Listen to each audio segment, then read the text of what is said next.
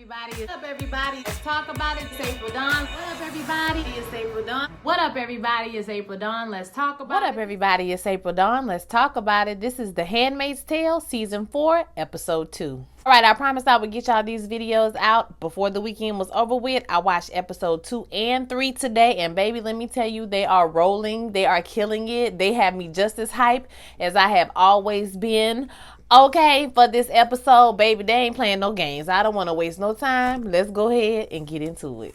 So we see a car pulling up to the safe house that the ladies are at, and June tells everybody to keep working and, relax, basically don't change anything. Janine comes with her, and she tells Janine to calm the hell down and don't run. Janine be about to lose it. Like, Janine be on the edge. Every damn episode. Janine is us. She tells her to go find Alma, and then she turns around and walks away before Janine can ask her any kind of questions. So there's an officer in there, and he's inquiring about Commander Pogue, I think his name is. Esther offers him some lemonade. She's trying to play it off, and she kind of covers for everybody. And the officer say he done got drunk before and been gone for days at a time. So, this is not something that's uncommon for him. And he asks to speak with the Marthas, and she makes an excuse about them doing their work. He said, okay, well, just let them finish doing their work. That's fine. But, I'll come back by, basically. He leaves out, and June is spying and watching this whole situation going on, and she kind of sighs a sigh of relief. Esther asks how did she do, and June tells her that she did great, and she offers to wash her dish, and Esther is like, wait, hold up, no, like, what does this mean? And she tells her, I have to go, I have to leave. Mayday will help us get out, and yada yada yada.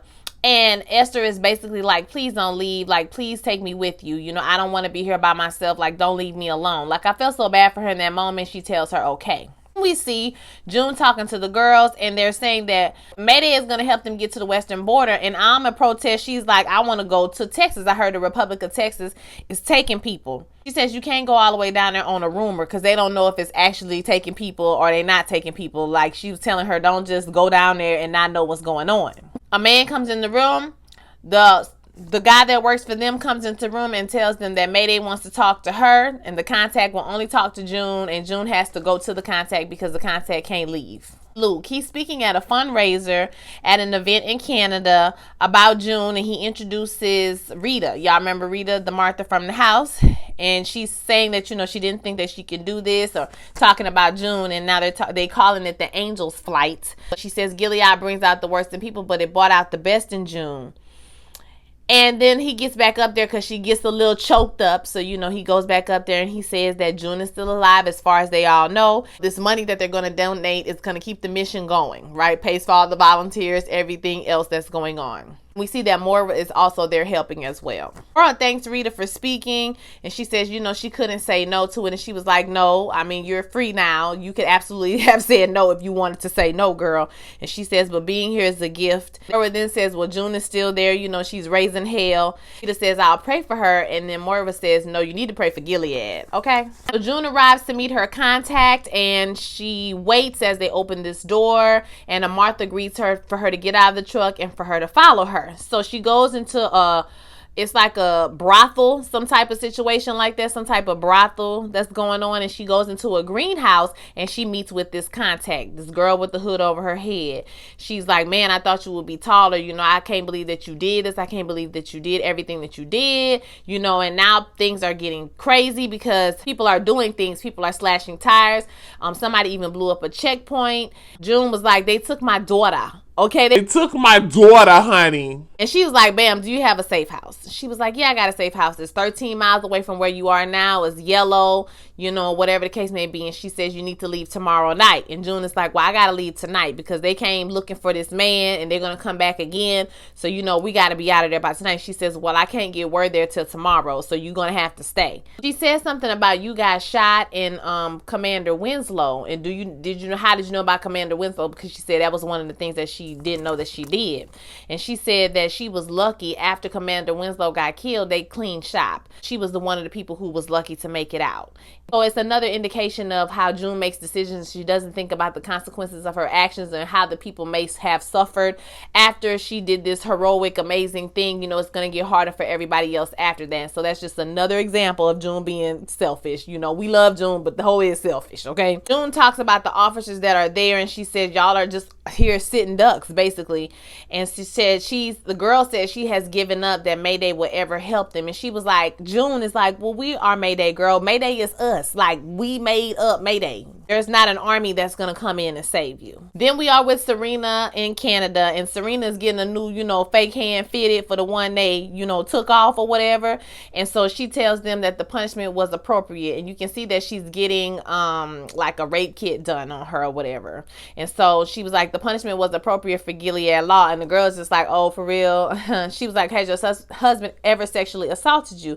She says no. And she says, okay, well, has he ever had sex with anyone else but you and your handmaids? And she was like, yes, he has. Well, how many people? Well, girl, I don't know how many people. They was like, run that STD kit on her too, okay? Has there been any other abuse that your husband has done to you physically? And she was like, yeah, well, he did hit me right here, whatever. And she was like, okay, was that another appropriate punishment? Okay, girl. Then she's talking to her lawyer, and her lawyer is telling her this is the best strategy to go through. You need to establish a pattern of abuse, not play the victim. Wade, whatever his name is, y'all, the man, American man, he's like, listen, I need for you to consider your best interest. And she was like, well, you the one who arrested me and filed charges. Now you got a person that's accused of sex crimes or whatever that's about to be your star witness. Like, Waterford, he didn't mean it. He acted out of anger. He probably regrets it right now. Dude is like, why do you keep giving him the benefit of the doubt, girl? You sound like a battered woman around this piece talking about he's sorry, he regretted, he didn't mean it. And she says that's because she knew him before Gilead. And she sees him. And she's going to get him to drop the claim. I was like, sis, I don't know if it's going to work. It won't work. Not this time. Laura talks to the other girl, y'all. What is this girl name? Please put it in the comments, y'all. She talks to the other girl that's free. We just going to call her Becky. Okay, she talked to Becky. And Becky and her are talking about how they're trying to place children in these different homes. And how this one kid get rejected. And she said, the lady said it would be too confusing for her own kids. So they going back to the drawing board, basically. So Maura was just going on how many people want to adopt and all that kind of stuff. And then we see Maura's girlfriend come in.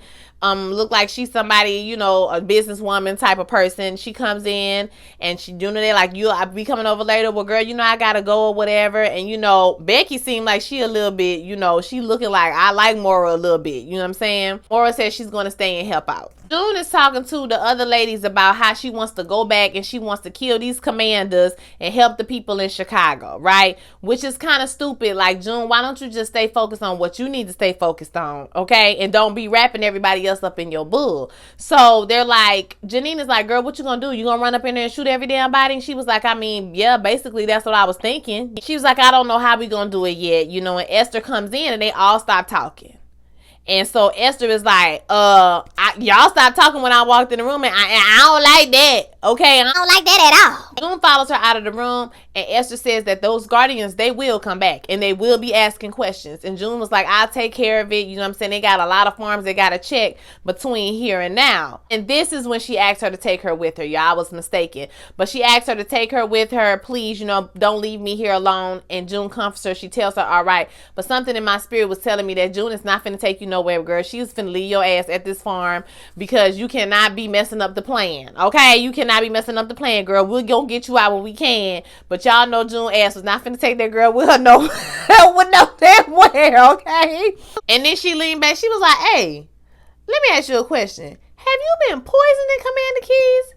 And Esther was like, I mean, you learned a lot of things on the farm. I should have been poisoning this dog ass a long time ago, bitch. He says, well, can you teach me how to make some more? Because she said she only give him a little bit of time, just enough to keep his ass out the way. She's showing her how she does it, crushing up some leaves and whatnot. She says she put it in the cobbler. Like I said, she only give him a little bit at the time, just to keep him out of the way because he's the bad man. And, she feel like it's no good men in Gilead. And June tells her, I think there's good men in Gilead, but, this place, it makes it hard to be good, okay? Like what Rita said earlier, it brings out the worst in people. And she says it's really complicated. Then we see Serena. She goes to see Waterford, and he's in like this little bitty chapel.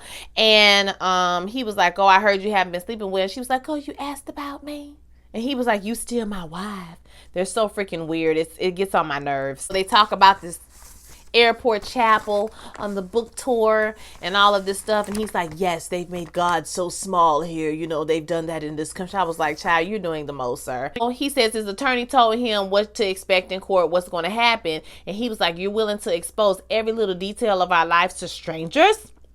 And she says, I don't want to. And he was looking at her like, oh, you rusty. You used to be able to get me to do what you wanted me to do real easy. But it ain't gonna work, okay? Not today, baby. It ain't gonna work. She said she just want her baby back. She want Nicole back. And he said, girl, let me tell you something. Nicole is not a bit more my daughter than she is your daughter, child. She ain't neither one of us, child. If you think I'm gonna let you run off somewhere and live a whole new life with this baby, bitch, you done lost it. You done lost your everlasting... Get mine. Oh, girl, you done went crazy. She tells him that, you know, with him being out of Gilead, she would have thought that maybe he would have come back to himself. But he says, I am as you made me, baby. As you made us. Because if you remember, Serena is the one who wrote the book on this whole situation, right? So, girl, this is what you wanted. You got what you wanted, sis. This is who I am. He said, you know what? You ain't never stood up for me. Okay, as soon as you got a taste of power, you never stood up for me anymore. And for a long time, she thought she deserved everything that he was doing to her. And he says, you know, the problem was I gave you too much power. That's what the problem was, okay? Too much freedom, honey. You right. It don't have to be like this. And he turned around and he leave. I said, uh-oh. Waterford done messed around and grew some balls since he been sitting down letting it marinate up in the jail, honey. Waterford said, not today, bitch. You ain't gonna come up in here and tell me what I'm gonna do and drop no charges. I'm not dropping no damn charges. You got me messed up and misconstrued.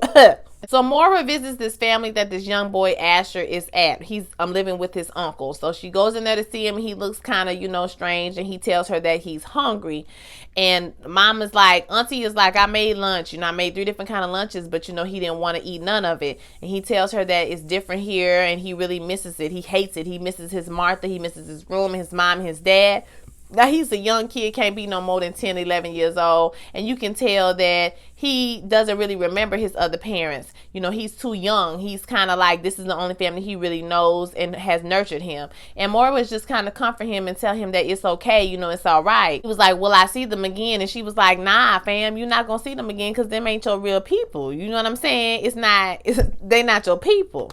And he gets up and he runs off. He's upset. When she goes back to her job, she's just saying, damn, this is crazy. You know, the kid is messed up. Like, he misses his parents or whatever. And this is how June is. She does things and she doesn't think about the consequences of her actions. She always go for the big swing. And homegirl Becky is like, well, why are you always cleaning up her messes for her?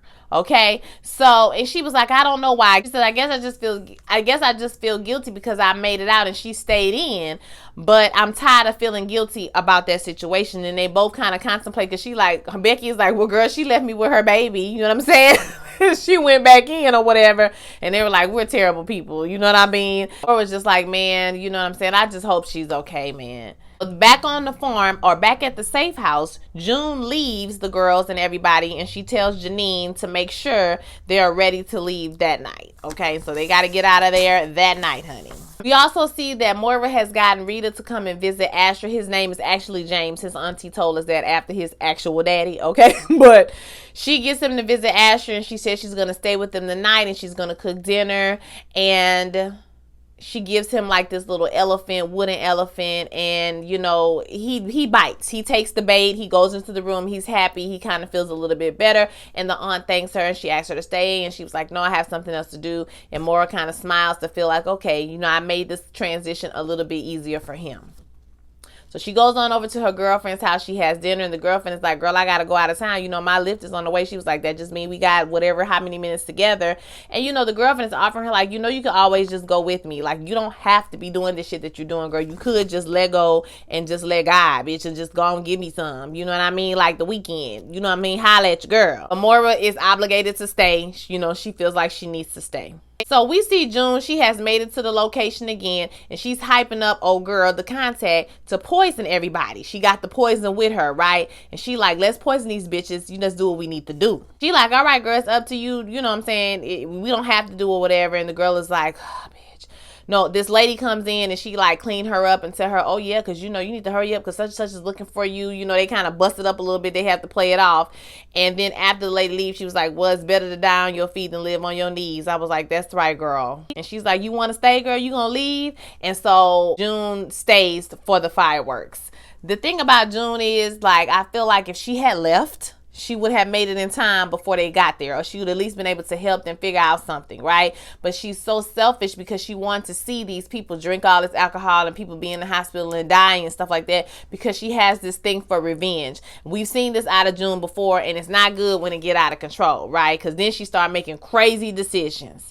But she gets her to do it. We see everybody taking shots, baby. They living their best life. They're about to be fucked up, though, okay? In the hospital and dead. So Serena is trying to walk back after she leaves with Fred. She telling this man, listen, I need to get with my lawyer. I need to separate everything I got from Fred because he about to take me down to the ground, baby. He like, hold up. We can talk about that later. I got to tell you something. You're pregnant, girl. You're pregnant. Okay, I just wanted to let you know that the blood test that we ran, it said that you're pregnant. So my spirit said, I feel like Serena is going to experience the thing that she has been doing to other people, which is taking their babies and writing this about taking somebody's baby because she couldn't have no baby. Now that she pregnant, she have a baby. I'm sure the worst experience in your life would be to have somebody take your baby from you after you've carried that child with you for 9 months and you love that child, right? So she's about to experience what she don't want anybody. And if she can have babies, Father God, if she go back to Gilead, she gonna end up being a handmaid. What? Let me hear you say that. What you said? A handmaid, girl. What you said, April? A handmaid. That's right. Because if you can bear kids, you can't be nobody wife. I mean, you ain't nobody wife because y'all about to get divorced. And then you won't have no husband, girl. So you divorced and you can have babies, girl. Guess what's about to happen? Now we see June in the truck on the way back to the house. She sees that all the lights in the house are on. She roll up. It's eerily quiet. She like, I don't know what's going on. It's no dogs barking. That's what took me out. It was no dogs barking. And she like, something ain't right. Hold up. You know what I'm saying? So she get out the car and she tells the man, hey, you can go or whatever. And he was like, nah, I'm not gonna leave you. And they take a few steps forward and baby, they shoot this man dead in the head. I was like, man, you should have gotten that car and left, man. Okay? Now look at you, dead. So she goes to grab the gun and she sees Nick. And Nick steps down and he's asking her, where are the handmaids? He tells her, I'm trying to keep you alive. And the whole time I'm like, bitch, shoot him, bitch. Shoot him. y'all, I can't stand Nick. Like, I can't stand Nick because I feel like Nick is a character that is so self-serving that he will not reach out to help June. Like, he will help her the least amount can help, and she just be kissing him and telling him she love him. And I don't know why, baby. Why do you love him? Why do we think he is on the fence when he is squarely on the side of Gilead? He is trying to keep his ass out the fire. Okay? He basically like, tell me where, girl, the girls are. Sees as soon as she don't shoot him that they had red dots on her back like she was about to get shot. And this is how the episode goes off. Once again, it was a great episode. I'm about to be right back at y'all with episode number 3, which was amazing episode. So I want to hear what your thoughts are on this episode. Don't forget to like, don't forget to comment, don't forget to subscribe, don't forget to share my video with all your friends, and I will holler at y'all next time. Peace.